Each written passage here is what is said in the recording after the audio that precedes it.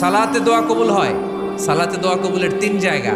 একটা হচ্ছে তাকবীরে তাহরিমার পরে আমরা সানা পড়ি না, আমরা তো একটা পড়ি।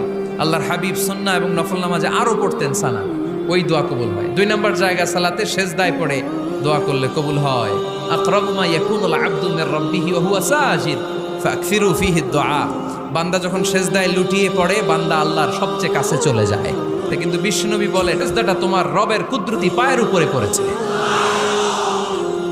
সেজদায় পড়ে দোয়া করেন। সালাম ফিরানোর আগে বিশ্বনবী দোয়া করতেন, লা ইউসাল্লিমান্না আহাদুকুম হাত্তা ইয়াতাআওয়াযা মিন আরবা'a। আল্লাহর হাবিব বললেন 4 জিনিস থেকে পানাহানা আছে, আমার কোন উম্মত যেন সালাম না ফিরায়। তারা যেন পড়ে আল্লাহুম্মা ইন্নী আউযু বিকা মিন আযাবিল কবর, আউযু বিকা মিন আযাবি জাহান্নাম, আউযু বিকা মিন ফিতনাতিল মাহইয়া ওয়াল মামাত, আউযু বিকা মিন ফিতনাতিল মাসিহিদ দাজ্জাল। আল্লাহ কবরের আযাব থেকে বাঁচাও, আল্লাহ জাহান্নামের আগুন থেকে বাঁচাও, আল্লাহ জীবন